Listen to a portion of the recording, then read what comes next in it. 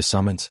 The obsidian chamber stretched into darkness, its walls carved from a single asteroid that had witnessed the birth of galaxies.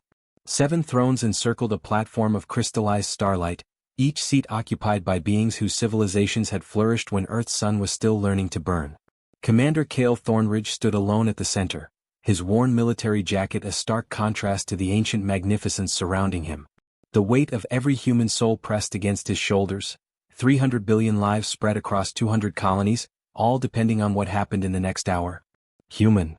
The word echoed from the largest throne, spoken by Zwax Thor, a creature of flowing silver light whose form shifted like Mercury in zero gravity.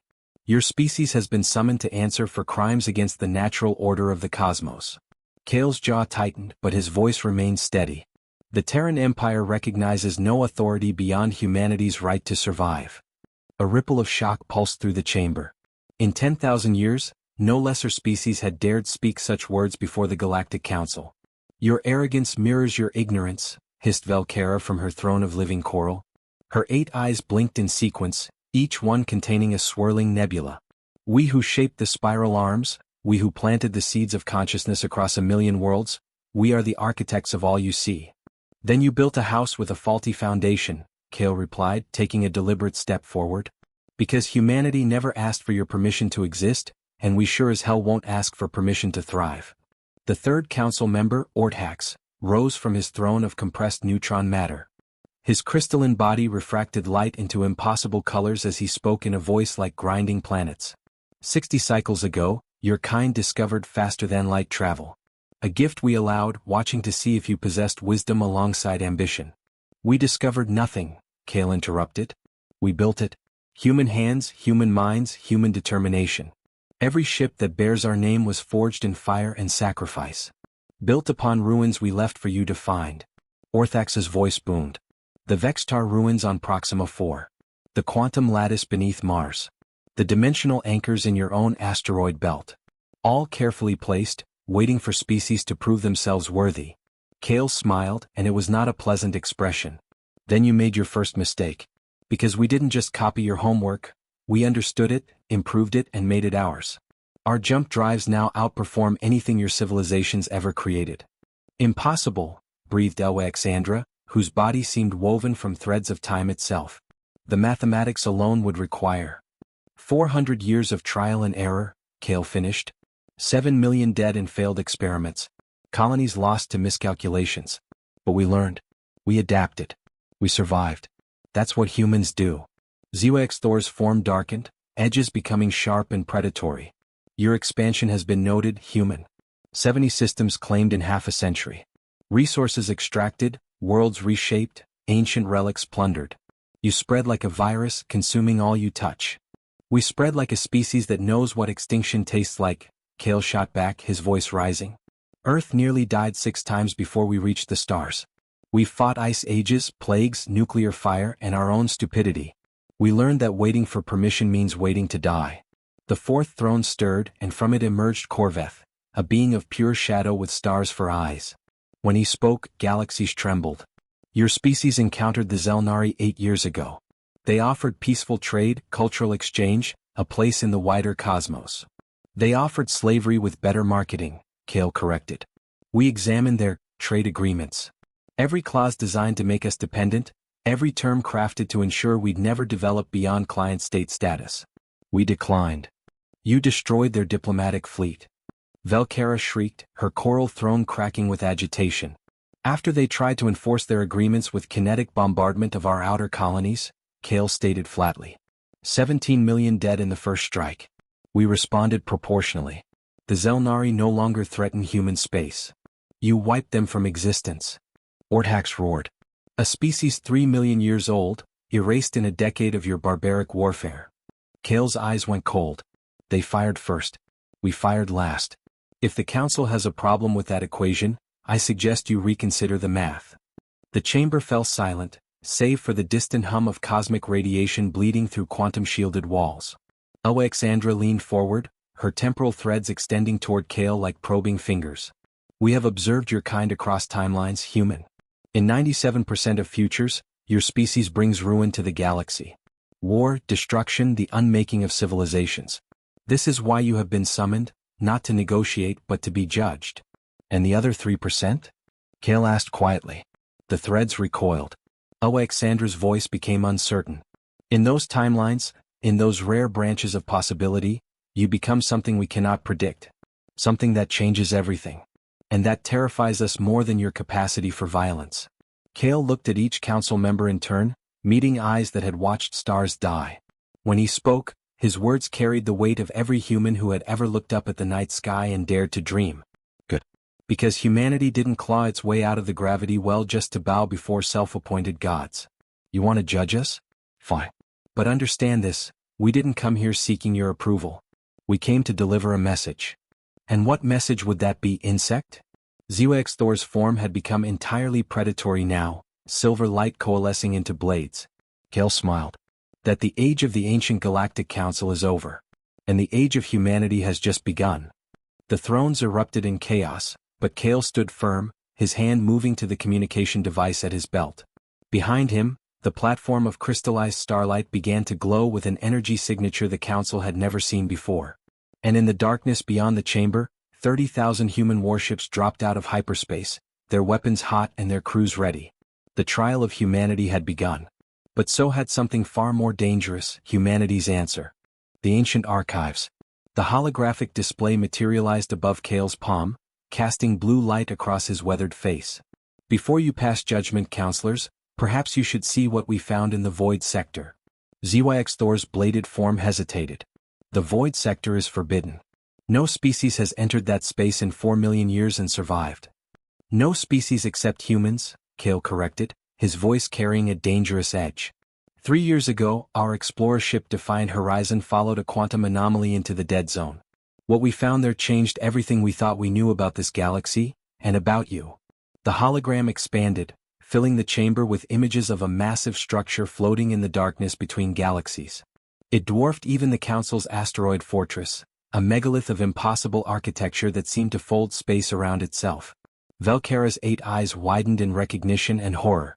You couldn't have, that archive was sealed, locked away from all? From all species you controlled, Kale interrupted. But human curiosity doesn't respect your locks. We spent 2 years decoding what we found inside. Would you like to know what the archives revealed? Corveth rose from his shadow throne, stars blazing with sudden fury. Human, you tread on ground that will see your species erased from time itself. Those archives contain truths that would shatter lesser minds. Then it's a good thing humans have proven remarkably difficult to shatter, Kale replied. He gestured, and the hologram shifted to display ancient text in 1,000 dead languages, all simultaneously translating into human script. The archives told us about the precursors, the true first civilization. The ones who actually built the quantum lattices, the dimensional anchors, all the technology you claim as your own. Orthax's crystalline body began to vibrate, creating discordant harmonics. The precursors are legend, myth, nothing more. They were genocide victims, Kale stated flatly, cutting through the denial. Exterminated by the Founding Five, the original members of this very council, 12 million years ago. You killed them because they refused to abandon physical form, refused to transcend into pure energy as your ideologies demanded. The chamber erupted in protest, but Kale's voice rose above the chaos. The archives contain their final testimony. Videos, quantum-locked data, even preserved genetic material. The precursors weren't gods or myths, they were builders, explorers, scientists. They seeded technology across the galaxy hoping younger species would find it, learn from it, and maybe do better than they did. Alexandra's temporal threads writhed like serpents. You understand nothing of what you've uncovered, human? The precursors were heading toward technologies that would have unraveled reality itself. We acted to preserve the cosmos. You acted to preserve your power, Kale countered. The archives showed us the truth. The precursors were on the verge of discovering something you couldn't control. A way for any species to achieve transcendence without your guidance, without your permission. So you branded them heretics and wiped them out. Then you took their technology, claimed it as your own, and built this council on their graves. Zewax Thor's form exploded outward, filling half the chamber with razor-sharp light. Even if your accusations held truth, what difference would it make? The precursors are dust. Their time has passed. We are the council now, and we alone determine which species rise and which fall. That's where you're wrong, Kale said quietly and pressed a command on his device. The hologram changed again, this time showing a laboratory deep within human space. Scientists in clean suits worked around a massive cylindrical chamber filled with swirling energy. Inside that energy something was growing. We found their genetic archive, Kale explained.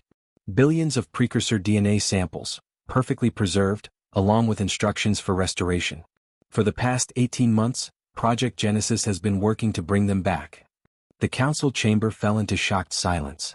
Velkara was the first to find her voice, though it trembled. That's impossible. The complexity alone would require computational power beyond anything your primitive. We built quantum computers the size of moons, Kale interrupted. We linked them across 30 systems. We taught human children precursor mathematics before they learned to read. We sacrificed everything to make this possible. And last week, he smiled. Last week, the first precursor in 12 million years opened her eyes and spoke her first word in a language no one has heard since before your council existed. Corvetha's star eyes dimmed to near darkness. Her name. Tell us her name. Isla, Kale replied. And she remembers. The genetic archive included memory engrams, consciousness patterns, everything. She remembers what you did. What all of you did. Alexandra stood, her temporal form flickering through 1,000 possible futures. This is why we saw the divergence. Why 3% of timelines show humanity becoming unpredictable. You're not just defying us, you're resurrecting our greatest mistake. No, Kale corrected. We're resurrecting your greatest crime. There's a difference. The seventh throne, which had remained silent throughout the proceedings, suddenly blazed with light. From it emerged a being unlike the others, smaller, more humble in appearance, yet radiating an authority that made even the other counselors fall silent. Sage Mortalis had witnessed the rise and fall of 10,000 civilizations. His voice, when he finally spoke, carried the weight of epics. Commander Thornridge, you play a dangerous game. If what you say is true, you hold the power to shatter the very foundations upon which galactic order has been built. Good, Kale replied without hesitation. Because galactic order has been built on genocide, lies, and the suppression of every species that dared to think differently. Humanity rejects that order. We choose a different path. And what path is that? Mortalis asked, genuine curiosity in his ancient voice. Kale took a breath, knowing his next words would determine the fate of not just humanity, but potentially the entire galaxy. Freedom. True freedom. For every species to develop at their own pace, to make their own choices, their own mistakes. We don't want to replace your council, we want to end the very concept of a council that rules over others. Anarchy, ZYX Thor spat. Chaos. Without guidance, lesser species destroy themselves within centuries. Maybe, Kale acknowledged. But that's their right. Humanity has nearly destroyed itself a dozen times. Each time we learned, we adapted, we chose to do better. You want to rob other species of that journey, that growth. You want to keep them as perpetual children, dependent on your wisdom. We want to prevent suffering, Velkara said, her voice softer now, almost pleading.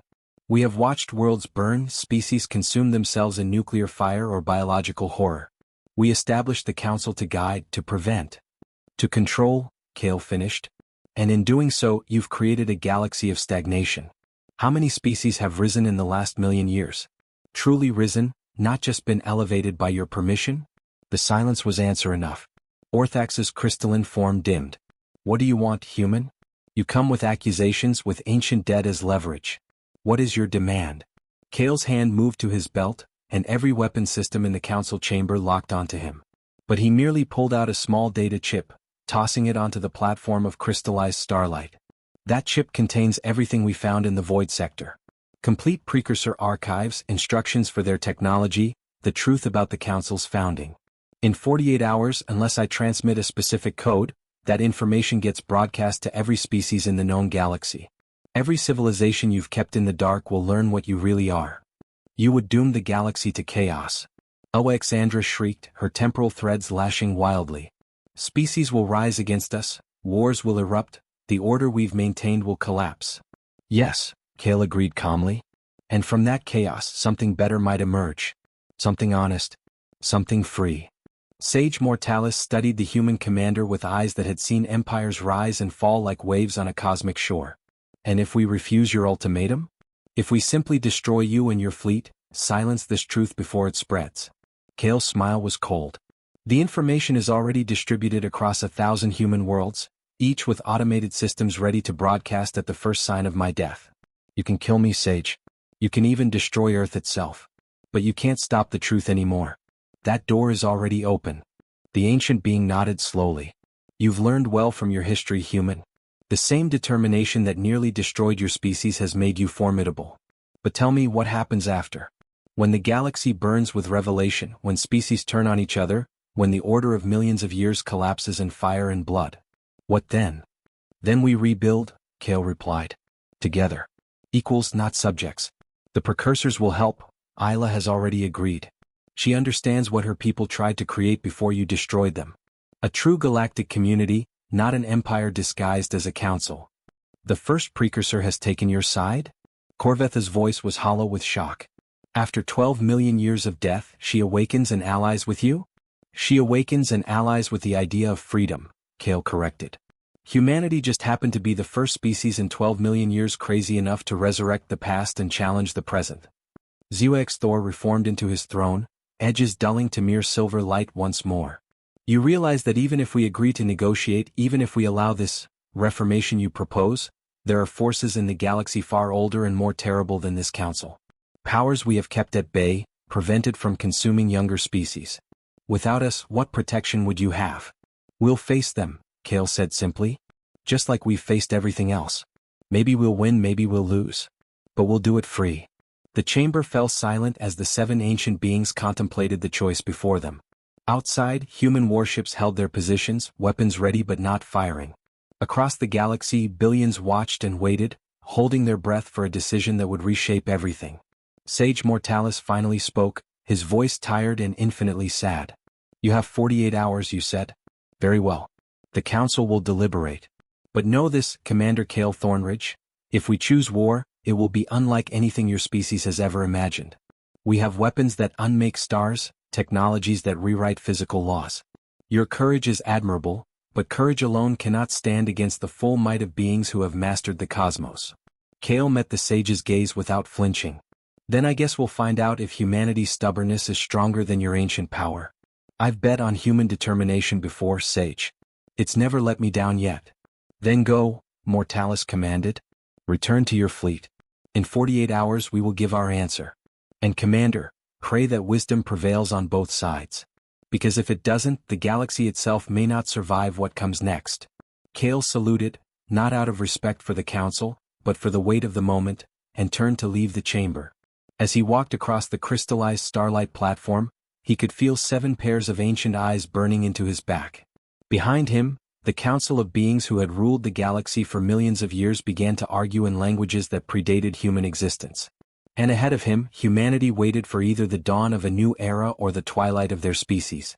The countdown had begun. The precursor's testimony. The command deck of the Eternal Resolve hummed with controlled tension as Kale materialized from the quantum transporter. Admiral Sarah Blackwater stood waiting, her silver hair pulled back in a tight braid, her expression unreadable. Well? She asked simply. They're scared, Kale replied, moving to the tactical display.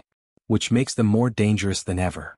30,000 ships against their entire armada, Sarah muttered, studying the holographic star map. If they call our bluff. It's not a bluff, Kale interrupted.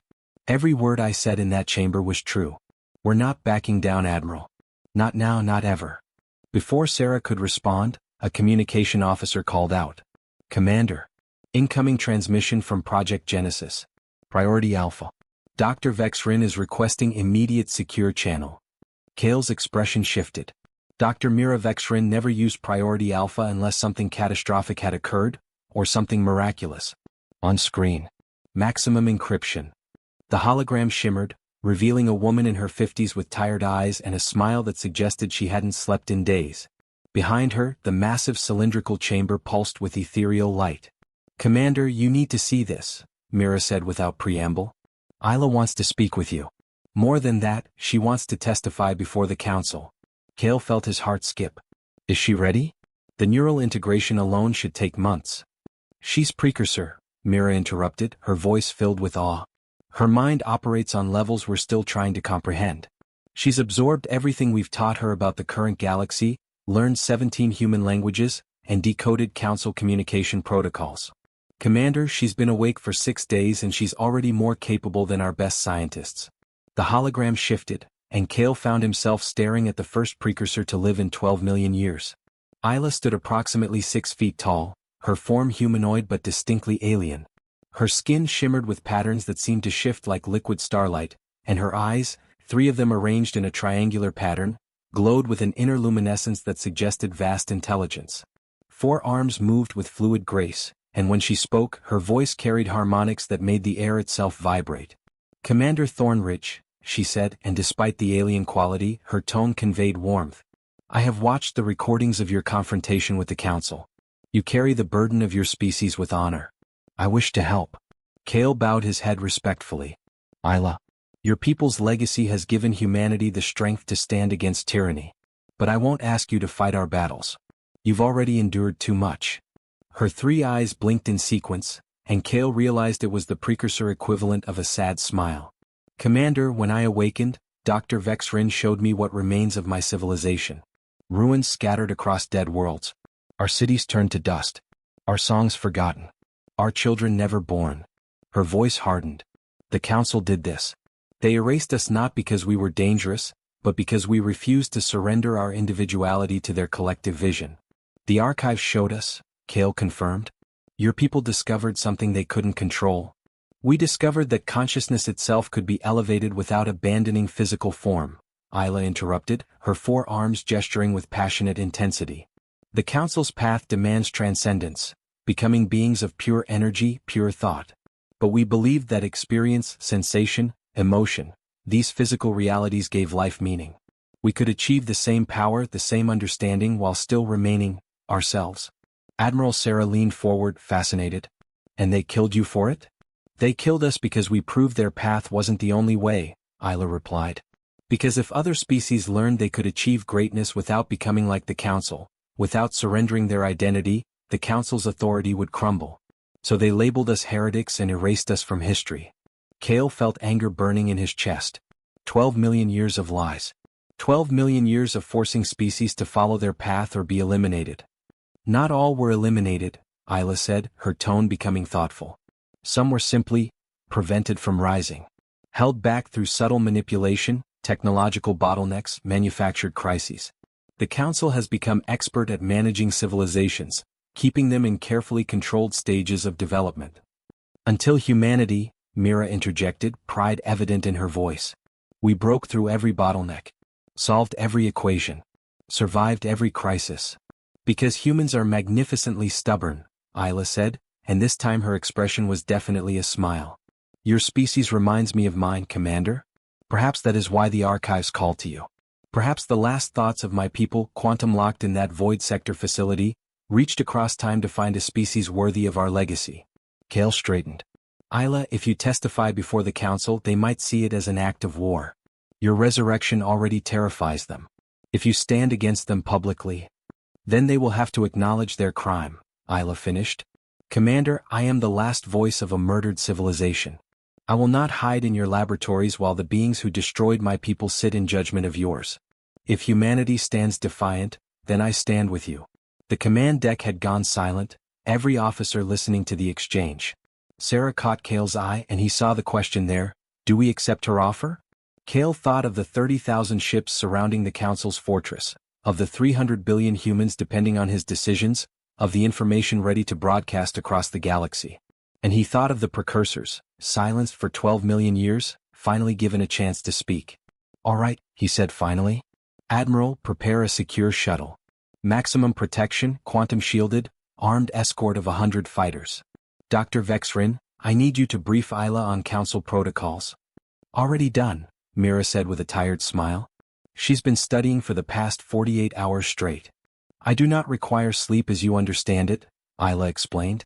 "My consciousness can rest while still processing information. It's efficient." "Remind me to ask you about that later," Kale muttered. "We'll bring you before the Council in 12 hours. That gives them time to digest your existence while still keeping the pressure on." "Isla, are you absolutely certain about this?" Her 3 eyes met his 2, and in that moment, Kale felt the weight of an entire civilization's grief and determination flowing through her gaze. Commander, my people were builders, dreamers, explorers. We reached for the stars not to conquer them but to understand them. When the council came for us, we did not fight.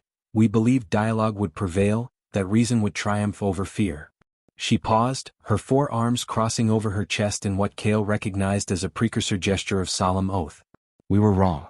And because we hesitated, because we trusted in their better nature, 12 million years of precursor history became dust. I will not allow humanity to make the same mistake. If the Council chooses war, then I will ensure every species in the galaxy knows exactly what kind of beings rule over them. Then we have an accord, Kale said. Humanity and the last precursor, standing together against the oldest power in the cosmos. Either we change everything or we die trying. Preferably the former, Sarah added dryly. I'd hate for Earth's epitaph to be, they had great intentions. The transmission ended and Kale turned to face his command crew. Young faces and old veterans of a dozen conflicts and fresh academy graduates, all watching him with expressions that mixed fear and determination. You heard her, Kale said quietly. In 12 hours, we're bringing a resurrected precursor before the council that murdered her species. They're going to lose their minds. But more importantly, they're going to have to answer for their crimes in front of a living witness. Sir, a tactical officer called out, we're detecting increased energy signatures from the council fortress. They're powering up defensive systems. Whatever decision they're making, it's coming soon. All ships maintain defensive positions, Sarah commanded. Weapons hot but not locked. We're not starting this fight, but we'll damn sure finish it if they force our hand. Kale moved to the observation window, staring out at the massive asteroid fortress hanging in space like a god's forgotten tomb. Somewhere inside, 7 ancient beings were grappling with a reality they'd thought buried forever. His communicator chirped. Commander, this is Lieutenant Dax on the horizon's edge. We're picking up quantum distortions. Something's coming through from Council space. Identify, Kale ordered. Working on it? Sir, it's a Council diplomatic vessel.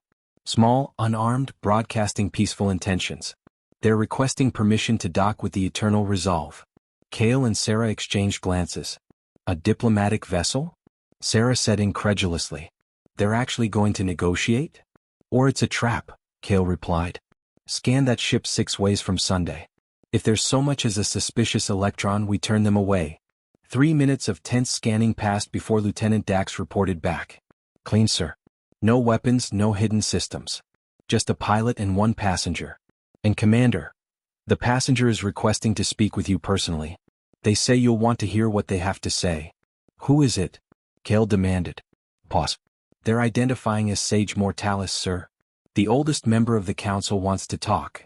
The command deck erupted in whispers. The ancient being himself, leaving the fortress, coming to them. It was unprecedented. Kale felt his instincts screaming warnings, but he also recognized an opportunity. Grant docking permission. Full security detail, armed and ready. Admiral, you have the bridge. If this goes sideways, you know what to do. Broadcast everything and fight our way out, Sarah confirmed grimly. Understood, Commander. Try not to get yourself killed by a being who predates continental drift. Kale managed a tight smile. I'll add it to my list of daily goals. 20 minutes later, Kale stood in the secure docking bay, flanked by 30 elite Marines in full combat armor. The diplomatic vessel, a sleek teardrop of unknown metal, settled onto the deck with barely a whisper. The airlock opened and Sage Mortalis emerged. Up close, the ancient being was smaller than Kale expected, barely 5 feet tall, his form wrapped in robes that seemed woven from solidified time itself. His face was humanoid but weathered beyond measure, as if carved from ancient stone. But his eyes, they held the weight of epics, the birth and death of civilizations reflected in their depths. Commander Thornridge, Mortalis said, his voice gentle despite its power. Thank you for receiving me. I come alone and unarmed as a gesture of good faith. With respect, Sage, your very presence is a weapon, Kale replied carefully. I've read the reports. You once collapsed a star system by simply willing it. A sad smile crossed the ancient face. Histories tend to exaggerate. But yes, I have power. As do you, Commander, though yours is different. The power of conviction, of a species that refuses to yield. It's refreshing. You didn't come here to compliment humanity, Kale stated. What does the council want? Mortalis gestured to a private chamber off the bay. May we speak privately? What I have to say is not for official records or military reports. At least not yet. Every instinct told Kale to refuse, but something in the sage's eyes, exhaustion perhaps or genuine honesty, made him hesitate. Fine. But my security stays within 30 feet, and this room stays monitored. Acceptable, Mortalis agreed. 5 minutes later they sat across from each other in a sparse briefing room, the door sealed but guards visible through the transparent walls. The council is fracturing, Mortalis said without preamble. Your revelations about the precursors have reopened wounds we thought healed millions of years ago. ZYX Thor and Ordhax want to destroy humanity immediately, erase this threat before it spreads. Velkara and Alwyxandra advocate for negotiation, believing containment is still possible. Corveth remains silent, as he often does when faced with moral complexity. And you? Gil asked. The sage's ancient eyes met his. I voted to exterminate the precursors 12 million years ago, Commander. I stood before their final delegation and told them their path was heresy. I watched their worlds burn and told myself it was necessary for galactic stability. Silence hung between them, heavy with the weight of genocide. I have spent 12 million years wondering if I was right, Mortalis continued, his voice barely above a whisper.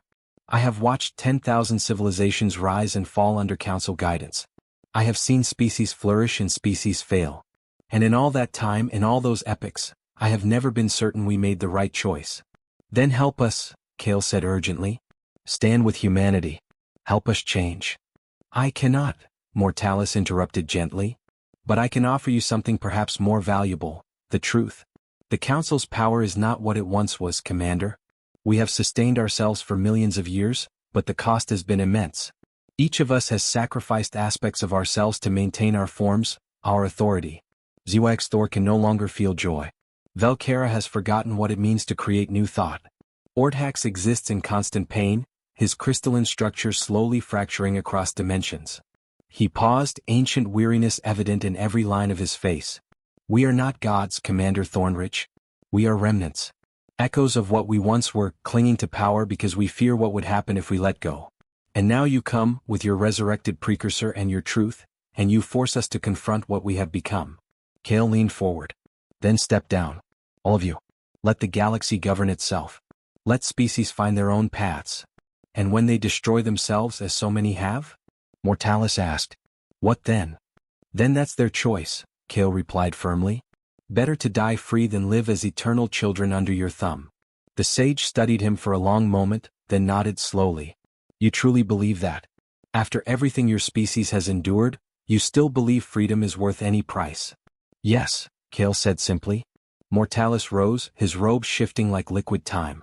In 12 hours you will bring the precursor before the Council. When you do, know that the galaxy will be watching. Every species with quantum communications will be monitoring. We can no longer hide what happens in that chamber. Good, Kale replied. Transparency is long overdue. Indeed, the sage agreed. He moved toward the door then paused. Commander, one final warning. There are members of the Council who would rather see the galaxy burn than surrender their authority. If Isla testifies, if she speaks the truth before all civilizations, there are those who will attempt to silence her permanently, and humanity along with her. Let them try, Kale said, steel in his voice. We didn't come this far to back down now. Mortalis nodded, something almost like approval in his ancient gaze. Then I will see you in 12 hours, Commander. And may whatever powers govern this cosmos have mercy on us all. Because I fear that after tomorrow, nothing in this galaxy will ever be the same. The sage departed, leaving Kale alone with his thoughts and the weight of what was coming. In 12 hours the last precursor would speak. And the ancient Galactic Council would finally face judgment for their oldest crime. The witness speaks. The obsidian chamber had been transformed. Where once only 7 thrones encircled the platform, now thousands of holographic displays floated in the darkness, each one broadcasting to a different species across the galaxy. The Council's private judgment had become a public trial, and the universe was watching. Kale stood at the platform's edge, his hand resting on the ceremonial blade at his hip, a weapon that had belonged to his great-grandmother during Earth's unification wars. Behind him, 100 human delegates formed a semicircle of quiet defiance. And at the center of it all, radiating a luminescence that seemed to challenge the chamber's ancient darkness, stood Isla. The last precursor had dressed in traditional robes recovered from the Void Sector archives, garments woven from threads that shifted through colors no human eye was designed to perceive. Her 3 eyes swept across the council members, and Kale saw several of them flinch under her gaze. "This session of the Galactic Council is now convened," Sage Mortalis announced, his voice amplified across 1,000,000 worlds. "Let the records show that all 7 members are present, along with representatives of humanity and—" He paused, the weight of the moment heavy in his tone, "a survivor of the precursor civilization." Thor's silver form blazed with barely contained fury. "This is an obscenity. The precursors were judged and found wanting 12 million years ago. Their resurrection is an affront to cosmic law." "Cosmic law?" Isla's voice rang out, clear and powerful, carrying harmonics that made the very air vibrate with truth. "Or the law you wrote to justify genocide. I stand before you not as a criminal but as a witness. The sole remaining witness to your greatest crime." "You dare," Ordhax began, his crystalline body refracting angry light. "I dare because I must," Isla interrupted, her 4 arms spreading wide in a gesture that was both accusation and plea. "For 12 million years my people have had no voice. Our art, our science, our dreams, all silenced by your fear. But I speak now not just for the precursors, but for every species you've manipulated, controlled, and destroyed in the name of order." Velkara's 8 eyes fixed on Isla with something that might have been shame. "You do not understand the context.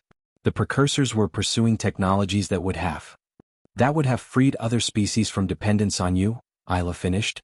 "My people discovered that transcendence could be achieved through multiple paths, not just the one you demand.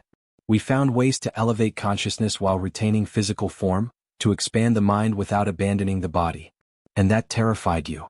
She moved across the platform, her movements fluid and purposeful. The holographic displays flickered, and suddenly the chamber was filled with images, scenes from precursor worlds, civilization at its height. Cities that seemed to grow from living crystal, art that existed in dimensions beyond human perception, beings of light and matter working in harmony. "Look at what you destroyed," Isla commanded, and her voice carried the weight of 12 million years of silence.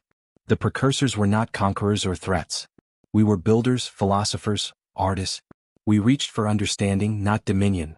Your people refused the path of ascension." Corveth spoke for the first time, his shadow form coalescing into something almost solid.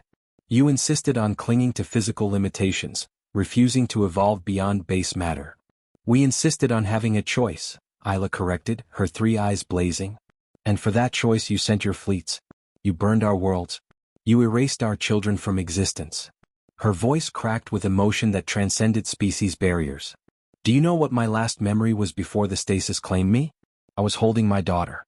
She was 3 cycles old, barely beginning to understand the universe. And then your weapons turned our city to ash." The chamber fell silent. Across 1,000,000 watching worlds, billions of beings held their breath. "Her name was Elis," Isla continued, tears flowing from her 3 eyes, the first tears shed by a precursor in epics beyond counting. "She loved to sing. Her voice could harmonize with the quantum field itself, creating melodies that made flowers bloom across dimensional barriers. She wanted to be an explorer, to see the far galaxies, to meet other species and learn their songs." Isla's 4 hands clenched into fists. "She died before she could finish her first symphony. As did billions of others. Poets, scientists, children, elders, all burned to nothing because you couldn't tolerate our existence. It was necessary," Thor insisted, but his voice lacked conviction. "Your path would have led to chaos, to the unraveling of—" "No," Kale interjected, stepping forward. "You keep saying it was necessary, but the truth is simpler and uglier. It was convenient. The precursors threatened your monopoly on power, so you eliminated them. Just like you've eliminated or suppressed every species since that dared to think differently." He activated his holocaster and new images flooded the chamber.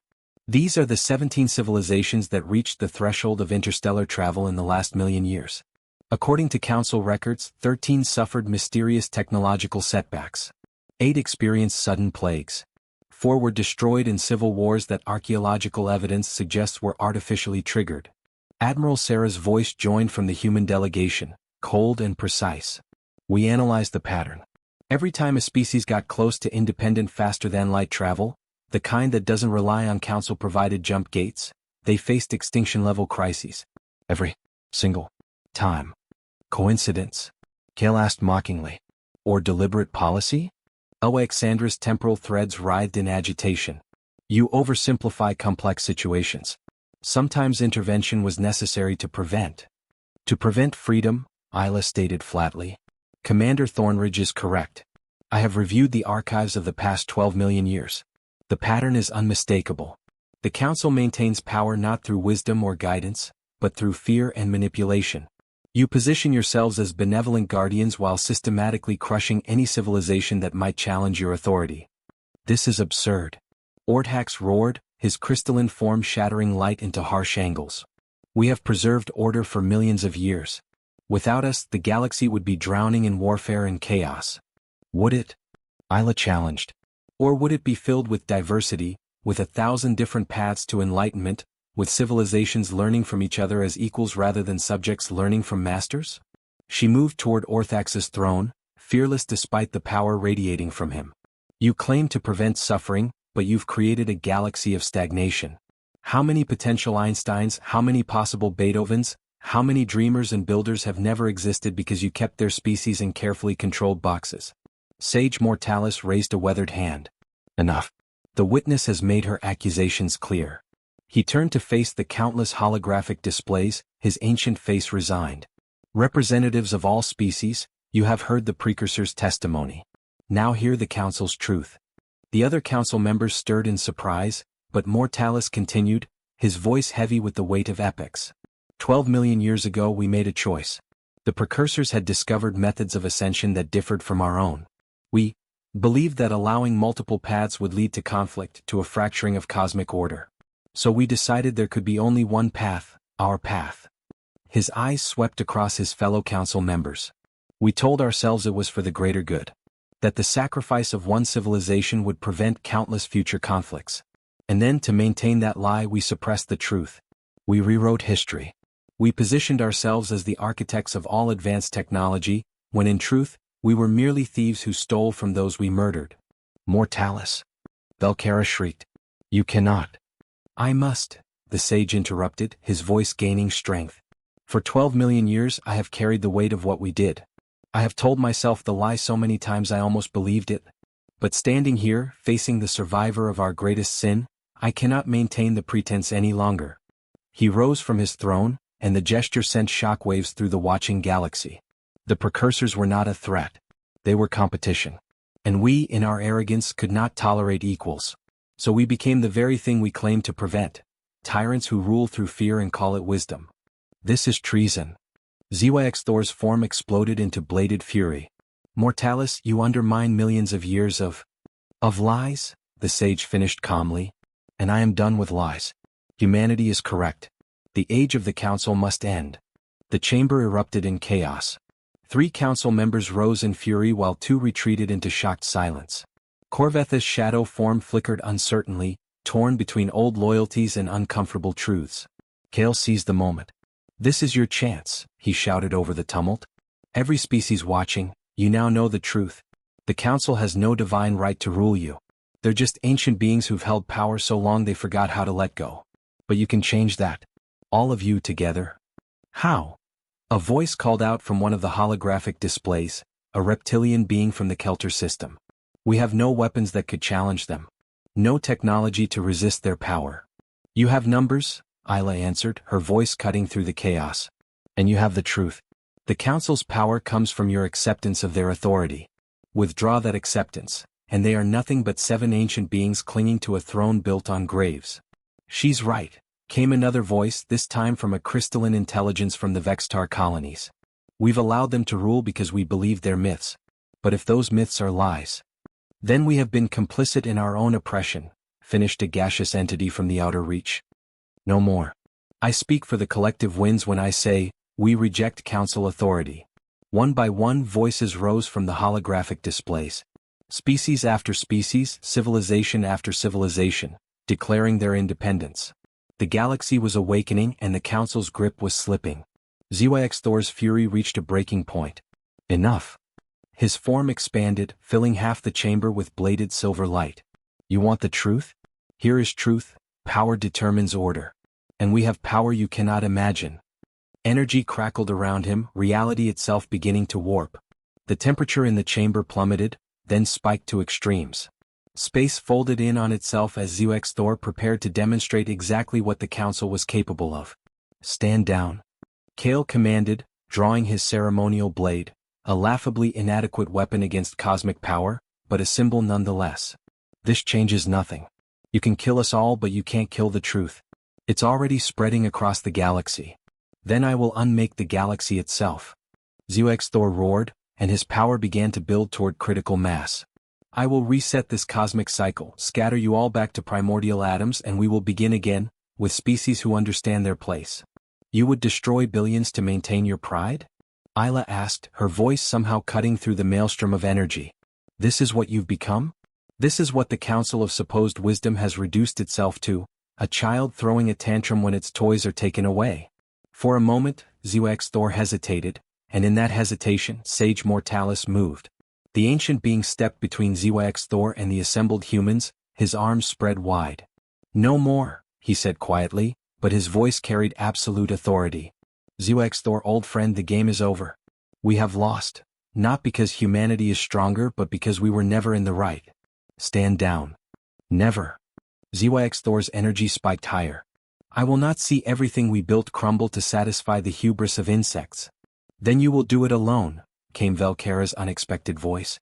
Her coral throne had dimmed, and her 8 eyes held profound sadness. Mortalis speaks truth. We have become monsters hiding behind the banner of order. I withdraw my support for council actions. If humanity wishes to forge their own path, they have earned that right. As have all species, added Alexandra, her temporal threads settling into calm patterns. I have seen the futures branching from this moment. If we continue as we are, we become nothing but tyrants remembered with hatred. But if we choose differently, there are possibilities I never imagined. Beautiful, chaotic, free possibilities. Corvetha's shadow form solidified slightly. The precursors deserved better than they received. If nothing else, let us not compound that ancient sin with fresh atrocities. I stand with Mortalis. 4 of 7. The council was split. Orthax's crystalline body vibrated with indecision, refracting light in patterns that suggested deep internal conflict. Finally, with a sound like breaking glass, he spoke. I do not know what is right anymore. Once I was certain. But certainty has become my prison. He looked at Isla, and for the first time, his voice carried genuine emotion. I am sorry. For what we did. For what I did. It was wrong. 5 of 7. Thor stood alone in his fury, power crackling around him, faced with the dissolution of everything he'd fought to maintain for millions of years. You're all fools. Without us, without order, the galaxy will tear itself apart. Give them freedom and they'll drown in it. Maybe, Kale admitted, stepping forward despite the waves of reality-warping energy. But that's a risk we're willing to take. Because a galaxy that tears itself apart while free is better than one that stagnates under tyranny. He held Thor's gaze, human stubbornness against ancient rage. You can kill me. You can kill every human in this fleet. But you'll be doing it alone, condemned by your own council, witnessed by a billion civilizations. Is that the legacy you want?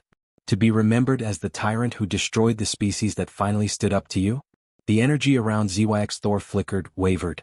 For an endless moment, the fate of the galaxy hung in the balance. Then, slowly the silver light dimmed. Thor's form collapsed back into his throne, and when he spoke, his voice was hollow with defeat. I am outvoted. The council yields. The words echoed across the chamber, across the holographic displays, across a million worlds. The ancient Galactic Council, rulers for epochs beyond counting, had surrendered to the defiance of humanity and the testimony of a resurrected precursor. Isla moved to stand beside Kale, her 4 hands resting gently on his shoulder. You did it, Commander. You stood before gods and refused to kneel.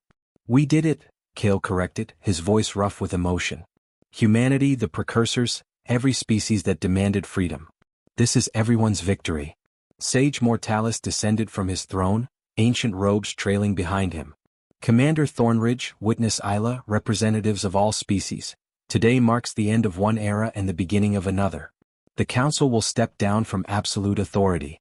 We will remain as advisors if you wish our counsel, but no longer as rulers.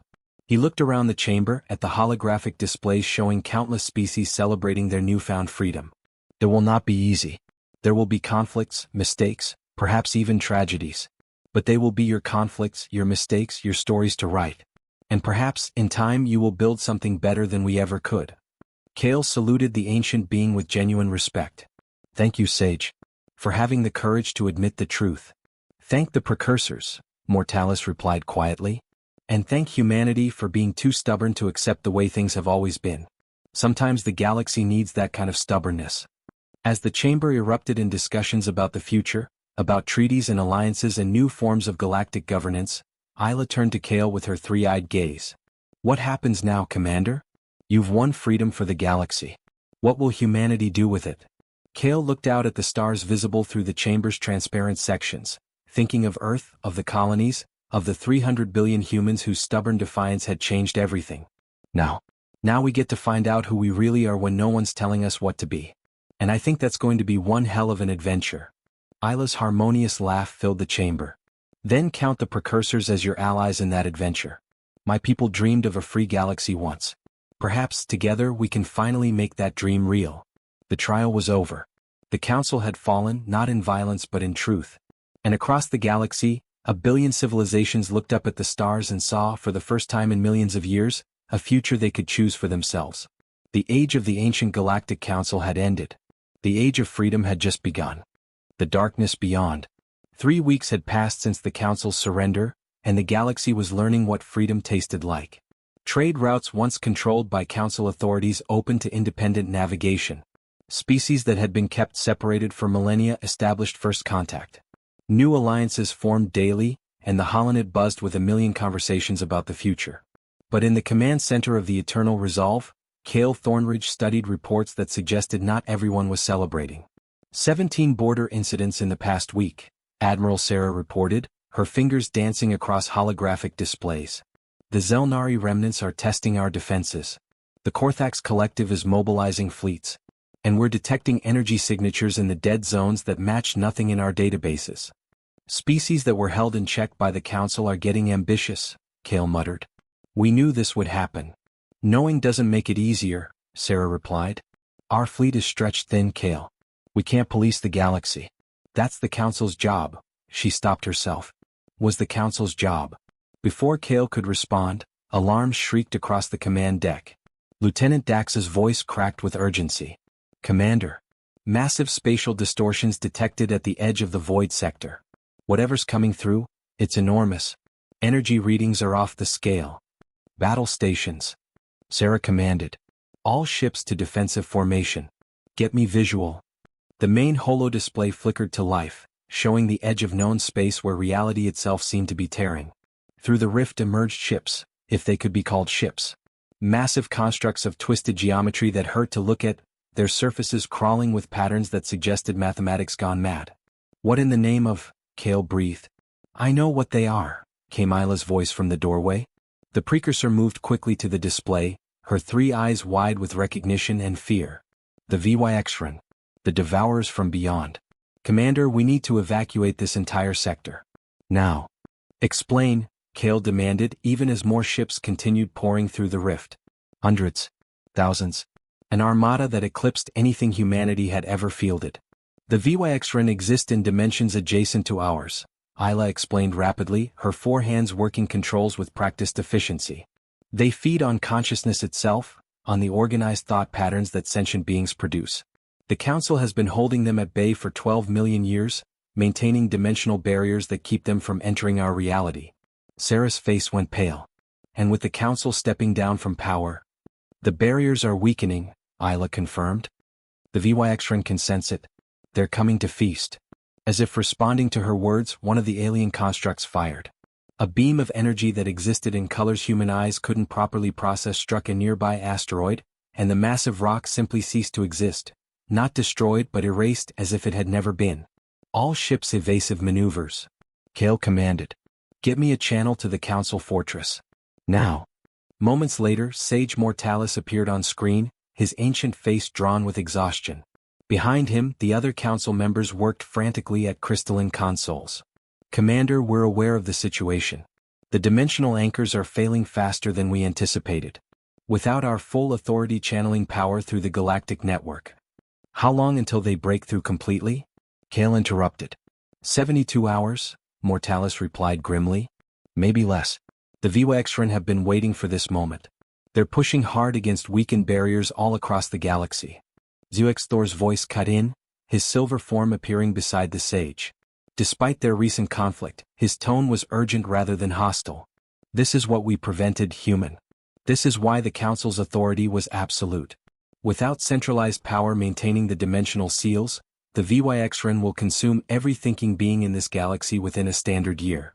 Then we fight them, Kale stated simply. You don't understand, Velkara joined the transmission, her 8 eyes flickering with distress. The VYXRN cannot be fought with conventional weapons. They exist partially outside normal spacetime. Physical force passes through them. Energy weapons feed them. The only thing that has ever held them back is concentrated willpower channeled through the ancient seal network. A network that requires the Council's combined power to operate, Ordhax added, his crystalline form pulsing with agitation. Power we can no longer wield effectively because we surrendered our authority. The seals require belief, Commander. The galaxy must believe in the Council's right to rule for our power to flow through the network properly. Kale felt ice forming in his stomach. You're saying the only way to stop the VYXRN is to restore the Council's absolute authority? To undo everything we just accomplished? Yes, Mortalis replied, infinite sadness in his ancient voice. We structured the dimensional barriers around our authority intentionally. It ensured the galaxy would always need us, always depend on our rule. It was insurance against rebellion. A trap, Isla said bitterly. You built a system that would collapse if anyone challenged you, making yourselves indispensable through enforced dependency. It seemed wise at the time, Alexandra said quietly, her temporal threads writhing with shame. But wisdom corrupted by fear becomes tyranny in disguise. The command deck had gone silent, every officer understanding the impossible choice before them. Return to the Council's rule and survive, or maintain freedom and face extinction by entities that consume thought itself. Kale closed his eyes, thinking of Earth, of humanity's long struggle for independence, of Isla's murdered daughter and 12 million years of suppressed civilizations. Then he opened them and his voice was steel. No. There has to be another way. There isn't, Zuex Thor began. There's always another way, Kale interrupted.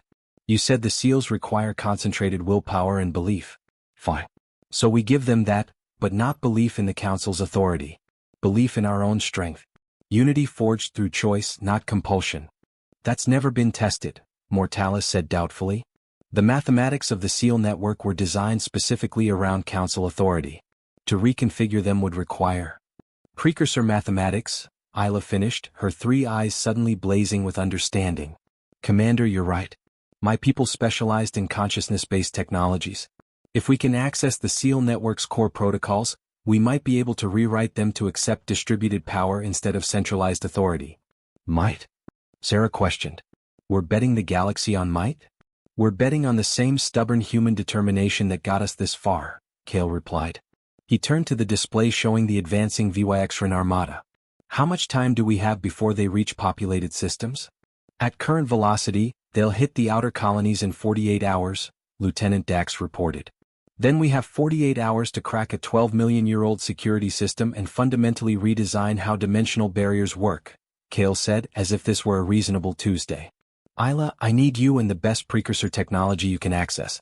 Sage Mortalis, we need full access to the seal network's core. You'll never solve it in time, Zwax Thor insisted. Even with precursor knowledge, the complexity is. We have something you never did, Kale interrupted. We have a reason to succeed that goes beyond self-preservation or maintaining power. We're fighting for the right to be free. That matters. He turned to his communications officer. Give me a priority channel to every species in the galaxy. Every colony, every fleet, every civilization. I don't care if they're advanced or primitive, council-aligned or independent. Everyone needs to hear this. 3 minutes later, Kale's face appeared on holo-displays across 1 million worlds. Beings of every conceivable form paused their celebrations of newfound freedom to listen. People of the galaxy, Kale began, his voice steady despite the weight of what he had to say. 3 weeks ago, we stood together and demanded freedom from the Council's absolute rule. Today, I must tell you that freedom has a price we didn't anticipate. He gestured, and images of the VYXRN armada filled screens across the cosmos. These are the devourers from beyond. For 12 million years, the Council has kept them at bay using dimensional barriers powered by their authority. Now those barriers are failing. The Council has offered to restore them, if we restore their absolute rule. Gasps and cries of dismay echoed across a billion worlds. I stand before you to say that humanity refuses that bargain, Kale continued, his voice gaining strength. And we ask you to refuse it as well. Not because we're suicidal, but because we believe there's another way. The barriers need power, concentrated willpower and belief. So we're going to give them that power, but not through submission to the Council. Through unity of purpose. He paused, letting that sink in. We're going to rewrite the dimensional seals to draw power from all of us. Every sentient being in the galaxy contributing their will, their determination to survive, their belief in freedom. It's never been tried. It might not work. But if it does, we'll have proven that freedom and survival aren't mutually exclusive. Across the holo display he could see diverse reactions. Fear, hope, determination, doubt. He pressed on. I'm not going to lie to you. The VYXRN will reach populated space in 48 hours. Our scientists estimate we have maybe 24 hours to redesign the SEAL network before it collapses completely. Those aren't good odds. But humanity has never been good at accepting bad odds. A slight smile crossed his face. So here's what we're asking. Pray. Meditate. Focus your will. Whatever your species does to channel mental energy, do it. We're going to need every thinking mind in the galaxy united in one purpose, to survive as free beings. The Council will guide the technical aspects, but the power will come from all of us together. He straightened, military bearing evident. If we fail, the VYXRN will consume us all. But if we succeed, we'll have proven that a galaxy of free peoples can accomplish what tyrants could only maintain through force. We'll have shown that freedom isn't weakness, it's strength multiplied by choice. To every species watching, you don't have to trust humanity. You don't have to like us. But for the next 48 hours we need to trust each other. Can we do that? Silence held for a heartbeat. Then, slowly, responses began flooding in. First dozens, then hundreds, then thousands of species broadcasting their agreement. From the crystalline intelligence of Vextar to the gaseous collectives of the outer reach, from ancient civilizations to newly spacefaring cultures, they chose to stand together. It's working, Sarah breathed, watching the responses cascade across every inhabited system. They're actually doing it. Because they want to be free, Isla said softly, her three eyes luminous with emotion. Because they've tasted liberty and they're willing to fight for it. This is what the Council never understood, that choice itself is a power beyond authority. Kale turned to Mortalis's holographic image. Sage, we need everything. Every equation, every protocol, every secret the Council has kept about the dimensional barriers. No more hidden knowledge, no more insurance policies. Full transparency or this doesn't work. The ancient being studied Kale for a long moment, then nodded. Very well, Commander. I will transmit all SEAL network data to your scientists and to Isla. You should know, even with complete information, the mathematical complexity is staggering. You'll need computational power beyond anything currently available. Then we'll build it, Kale replied. We have 30,000 human ships in this fleet alone, each with quantum processors. We'll network them together. Add in every computing system from allied species, every AI, every quantum mesh network. We'll create a distributed supercomputer spanning half the galaxy if we have to. The arrogance, Zuexthor muttered, but there was something almost like admiration in his tone. 12 million years of careful calculation, and you propose to rebuild it all in 2 days using computers you've barely learned to construct. Arrogance implies we think we can't fail, Kale corrected. We know we might, but we're going to try anyway. That's not arrogance, Zuexthor. That's courage. Over the next hours, the galaxy transformed into the largest collaborative project in its history. Human engineers worked alongside precursor theorists and council technicians. Quantum networks spanning thousands of light years were hastily constructed, linking computational systems across hundreds of species. Ancient enemies found themselves coding side by side, their differences suddenly meaningless in the face of extinction. Isla worked tirelessly, her precursor mind processing the Council's SEAL equations and translating them into new mathematical frameworks.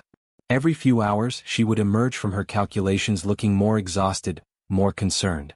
The original design is elegant, she admitted to Kale during a brief respite. The Council channeled power through a centralized node, themselves, which allowed for precise control. What we're attempting is far more chaotic. Millions of individual wills feeding into one network. If even a small percentage of species lose focus or panic, the whole system could collapse. Then we don't panic, Kale said simply. And we don't lose focus. Commander, we're only human, Sarah interjected. You're asking for perfection from billions of imperfect beings. No, Kale replied, looking out at the stars where the Vuexran armada advanced relentlessly. I'm asking for people to care enough about freedom to fight for it with everything they have. And I believe, that when you give people something worth protecting, they'll surprise you with what they're capable of. 40 hours after the Vuexran first appeared, Isla transmitted the new SEAL network protocols. The revised equations flowed across galactic networks, downloaded by 1 billion scientists and technicians who worked frantically to implement them. 36 hours after first contact, the modifications were complete. The dimensional barriers stood ready to receive power, not from 7 ancient beings, but from every sentient mind in the galaxy. 30 hours after the crisis began, the Vuexran armada reached the first populated system. They're attacking the Kelter colonies, Lieutenant Dax reported, voice shaking. 300 million souls on those worlds, Commander? Kale's hands clenched. SEAL network status? Online but untested, Isla replied. We need to activate it now or those people die. Do it, Kale commanded. Send the signal. Let everyone know it's time. Across the galaxy, on 1 billion worlds and in 1,000 fleets, beings of every form and nature stopped what they were doing. They closed their eyes or equivalent sensory organs and focused. They thought about freedom, about choice, about the right to determine their own futures. They poured their will into the quantum network, their consciousness flowing through hastily constructed channels toward the ancient dimensional barriers. On the command deck of the Eternal Resolve, holographic displays showed power levels rising. Slowly at first, then faster, then in an exponential surge that exceeded every calculation. It's working, Sarah shouted. The barriers are strengthening. Power output is already at 60% of Council-era levels and climbing. At the Kelter colonies, the Vuexran ships were seconds from firing their reality-erasing weapons when the dimensional barriers flared to life. Not with the precise, controlled energy of Council authority, but with something wilder, more chaotic. The combined will of 1 billion species choosing to survive. The Vuexran constructs struck the barriers and recoiled, their twisted geometries unable to penetrate the wall of focused determination. The Devourers had faced Council power before, had learned to predict and counter its patterns. But this was something new, something they had never encountered, unified freedom given form and purpose. Barrier strength at 85%, Isla reported, hardly daring to believe the readings. Commander, it's not just working, it's exceeding the Council's strongest barriers. The diversity of input, the variation in mental patterns, it's creating interference waves the Vuexran can't adapt to. Across the galaxy, more Vuexran breaches were attempting to form, and each one met the same result. The barriers held, powered not by authority but by choice, not by submission but by determination. Kale allowed himself a brief moment of relief before turning back to tactical displays. The barriers are holding them out, but we still have the armada that got through. Thousands of Vuexran ships between the barriers and our colonies. We need to deal with them. I may have a solution for that, came an unexpected voice. Zwex Thor's silver form appeared on the holo display, and for the first time since Kale had met him, the ancient being looked genuinely impressed. Your success with the barriers is noteworthy. Perhaps there are other preconceptions worth reconsidering. What are you proposing? Kale asked cautiously. The Vuexran feed on consciousness, yes, but they can be fought, not with weapons but with focused will shaped into offensive forms. The Council has techniques we've kept secret, weapons we've never shared. If we teach them to you. Zwex Thor paused, and something that might have been respect entered his voice. If we share them with the galaxy's defenders, you might stand a chance. Why the sudden cooperation? Sarah demanded suspiciously. Zwex Thor's form flickered with what might have been amusement. Because, Admiral, your species just accomplished in 40 hours what we claimed was impossible. You've made me reconsider what else might be possible if we work together rather than rule from above. Call it enlightened self-interest, or call it an old tyrant learning new tricks. Kale extended his hand toward the holographic projection, a symbolic gesture across the void. Then teach us, Zwex Thor. And let's show the Vuexran that this galaxy isn't their feeding ground anymore. The silver being's form solidified into something almost resembling a human hand, reaching toward Kale's. Very well, Commander. Let's see what humanity can do with knowledge freely given instead of carefully rationed. As Council techniques began flowing to human ships and allied fleets, as billions of beings maintained their mental focus on the dimensional barriers, and as the Vuexran armada found itself facing a galaxy united in purpose if not authority, Kale allowed himself to hope. They had 24 hours to eliminate the VYXRN that had penetrated the barriers. 24 hours to prove that freedom and survival could coexist. The real battle was just beginning. The battle for tomorrow. The technique ZYX Thor called consciousness shaping defied everything Kale understood about warfare.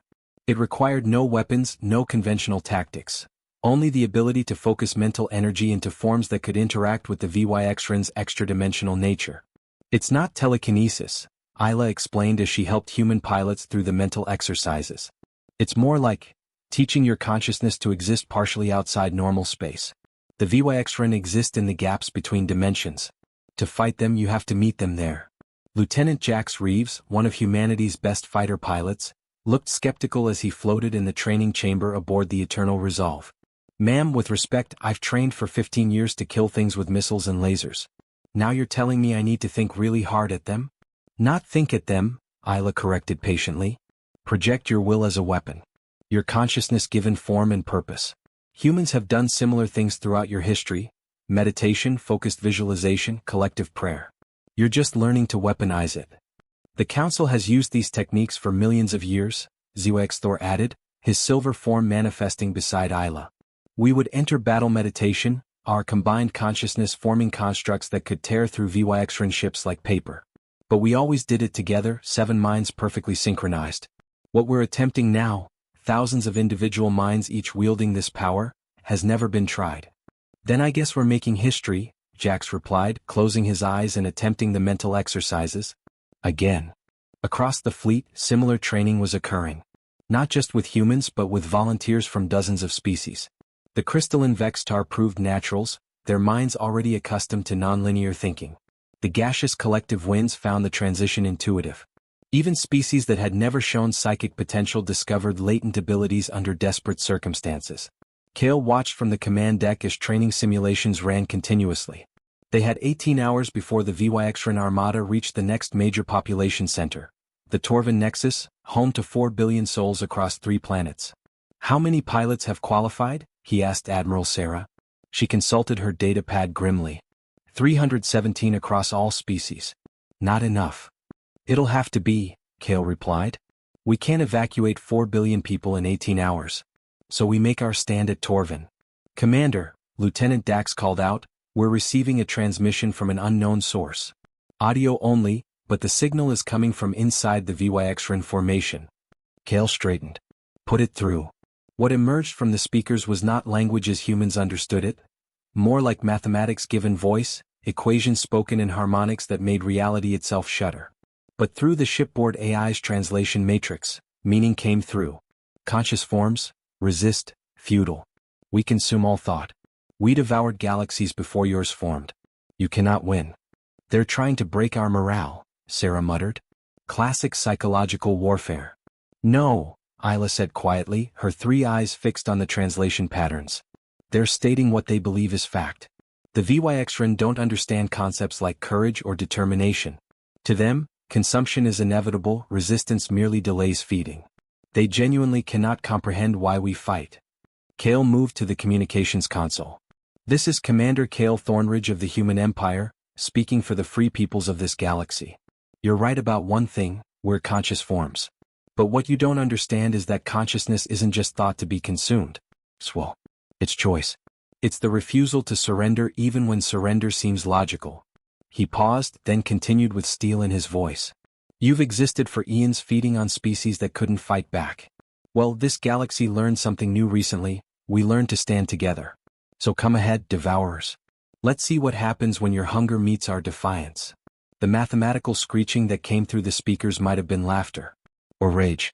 Or simple incomprehension. Then the channel cut. Well, Sarah observed dryly, that probably didn't help negotiations. We're not negotiating, Kale replied. We're declaring intent. Let them choke on it. 14 hours before the VYXRN reached Torvin, Sage Mortalis contacted the Eternal Resolve with unexpected news. Commander, the Council has been deliberating. We've made a decision. Kale tensed, remembering the Council's power, their recent humiliation, their eons of absolute rule. What decision? We're going to join your battle, Mortalis stated simply. Not as rulers or commanders but as soldiers. 7 ancient beings with 12 million years of experience fighting the Vyxrin, putting our power at your disposal. Thor's silver form appeared alongside the sage. Don't misunderstand, human. This changes nothing about our surrender of absolute authority. But you were right. Freedom doesn't mean abandoning those who need help. If we're to exist in this new galaxy, we should earn our place through service, not divine right. We've discussed it among ourselves, Velkara added, her 8 eyes blinking with determination. For too long we've hidden behind authority and ancient power. Perhaps it's time we remembered what it means to fight alongside others rather than rule over them. Kale felt something tight in his chest loosen. Then welcome to the fleet, counselors. We could use your expertise. One condition, Ordhax interjected, his crystalline form pulsing with serious intent. Human ships lead this battle. Your tactics, your command structure. We follow your orders, Commander Thornridge. It's the only way we prove we mean what we say about no longer ruling. The absurdity of it hit Kale, ancient beings older than Earth's sun, agreeing to take orders from a human who'd been alive for 43 years. Understood. Then let's coordinate. We have 14 hours to build a defense that can hold against an armada that's consumed galaxies. Actually, Alexandra interjected, her temporal threads weaving complex patterns. I've been examining probability streams. We don't need to destroy the entire armada, just their command nexus, the central consciousness that coordinates their movements. Destroy that, and the Vyxrin fleet becomes a collection of individuals rather than a unified swarm. Can you identify this nexus? Kale asked. I can, Isla confirmed, pulling up sensor data. The precursors studied the Vyxrin before they became a threat. There, that construct at the formation's center. It's 3 times larger than the others and radiating consciousness patterns that synchronize the entire fleet. Kale studied the tactical display. The nexus was buried deep within the Vyxrin formation, protected by thousands of other ships. Getting to it would require punching through a wall of reality-warping vessels that had consumed galaxies. All right, he said slowly, a plan forming. We use a decoy strategy. The main fleet engages the Vyxrin front line, draws their attention. Meanwhile, a strike team uses the dimensional shifting techniques the Council taught us to phase through their formation, hit the nexus and phase back out. Risky, Sarah observed. Dimensional shifting while under fire from beings that exist partially outside normal space? One miscalculation and the strike team ends up scattered across 6 dimensions. So we don't miscalculate, Kale replied. I'll lead the strike team personally. 3 council members to provide power and expertise, Isla to identify weak points in the nexus, and our 50 best consciousness shapers to provide offense. Commander, protocol dictates you shouldn't, Sarah began. Protocol was written for a different galaxy, Kale interrupted gently. I'm not asking anyone to take risks I won't share. Besides, if this fails, it won't matter where I was standing when it happened. Sarah held his gaze for a moment, then nodded. Then I'll coordinate the main fleet engagement. We'll give them a show they won't forget. 10 hours before contact, the Allied fleet assembled at Torvin. Over 3,000 ships from dozens of species formed a defensive wall between the Vyxrin armada and the inhabited planets. It was impressive by any standard except the one that mattered. The Vyxrin outnumbered them 4-1. On Torvin Prime below, 4 billion beings watched their skies and waited. Some prayed to gods old and new. Some meditated, adding their consciousness to the dimensional barriers. Some simply held their loved ones and hoped. In the strike ship Defiant Blade, a sleek vessel designed for speed and dimensional operations, Kale reviewed final preparations. His team consisted of humanity's best. Lieutenant Jax Reeves leading the fighter escort, Commander Nina Vexlar commanding the ship itself, and 50 consciousness shapers who trained non-stop for the past day. Sage Mortalis, Thor, and Alexandra had manifested aboard, their ancient forms seeming strangely out of place in the modern vessel. Isla moved among them all, her precursor grace bringing calm to the nervous humans. 5 minutes to engagement, Nina announced from the pilot's chair. All systems optimal. Dimensional drive charging. Through the view screen, the Vyxrin armada appeared, thousands of impossible geometries crawling through space like mathematical nightmares. Where they passed, reality itself seemed to bend and warp, stars appearing wrong, space folding in ways that hurt to perceive. They're beautiful in their own horrifying way, Jax muttered. Like looking at the end of everything given form. Don't admire them too much, Kale replied. We're about to ruin their day. The communication channel crackled. Admiral Sarah's voice came through from the Eternal Resolve. Main fleet is in position, Commander. Initiating combat maneuvers on your mark. Kale took a deep breath, thinking of Earth, of humanity's long struggle, of all the species that had chosen freedom over surrender. Mark. All ships, engage. The battle for Torvin exploded across space. The main fleet opened fire simultaneously, thousands of weapons discharging in perfect coordination. Energy beams, kinetic projectiles, exotic matter warheads, everything conventional warfare could offer. The Vyxran armada responded, their reality-warping beams lancing out to unmake ships that didn't evade fast enough. But this time the defenders had something new. As Vyxran weapons struck allied vessels, the trained consciousness shapers aboard those ships projected their will as shields, meeting extra-dimensional attacks with focused mental energy. Ships that should have been erased flickered and survived, their crew's determination giving them protection no physical armor could provide. It's working. Sarah's voice carried across the fleet channels. Consciousness shields holding at 70% efficiency. All ships maintain focus. In the chaos of battle, the Defiant blade made its move. Nina's hands flew across controls as she activated the dimensional drive. Reality shuddered around them, and suddenly the ship existed partially outside normal space, phasing through the Vyxran formation like a ghost. Dimensional stability at 85%, Nina reported, sweat beading on her forehead from the concentration required. That's as good as it gets without Council power boost. Then we boost, Thor stated. His silver form expanded, flowing through the ship's systems, merging his consciousness with the dimensional drive. Instantly, the stability reading jumped to 98%. Better, Nina admitted, her piloting becoming smoother as the ship responded to hybrid Council human control. They slipped through the Vyxran outer formations, the Devourer's attention focused on the main battle. Occasionally, a Vyxran ship would detect their dimensional signature and turn to attack, only to be met by Jax's fighter escort. The pilots had learned quickly, rather than firing weapons they projected their consciousness as spears, punching through the Vyxran's extra-dimensional defenses. Nexus dead ahead, Isla reported. But Commander, there's something wrong. The energy signature is different than expected. It's almost as if the Nexus moved. What they'd thought was a ship revealed itself as something far worse, a Vyxran Prime, a being of pure hunger that dwarfed even the largest vessels. Its form defied description, existing in too many dimensions simultaneously, a writhing mass of consciousness-consuming intent that radiated predatory awareness. Prey that thinks it hunts? The mathematical voice resonated through their minds, bypassing communication systems entirely. You seek our Nexus? You are Nexus. You are food. You are end. The Prime attacked. Reality itself became a weapon as the creature's will lashed out. The Defiant blade shuddered, its dimensional shield straining. Crew members screamed as their minds were touched by something that wanted to devour not just their bodies but their very consciousness. Hold. Kale commanded, fighting through the mental assault. Consciousness shapers, form defensive pattern Delta. Council members, I need everything you've got. 50 human minds, 3 ancient Council beings, and 1 precursor survivor combined their will into a unified shield. It wasn't elegant or efficient like the Council's old synchronized techniques. It was wild, chaotic, powered by desperation and determination. But it held. We can't maintain this, one of the shapers shouted, blood trickling from her nose as the mental strain mounted. It's too strong. Sage Mortalis's ancient voice cut through the chaos. Then we don't just defend. Commander, you were right about one thing. Sometimes the best defense is stubborn offense. Everyone, focus not on surviving this creature but on destroying it. Push back. You heard the sage. Kale roared. We're not prey. We're predators who've climbed out of gravity wells and challenged gods. Show this thing what happens when you threaten free beings.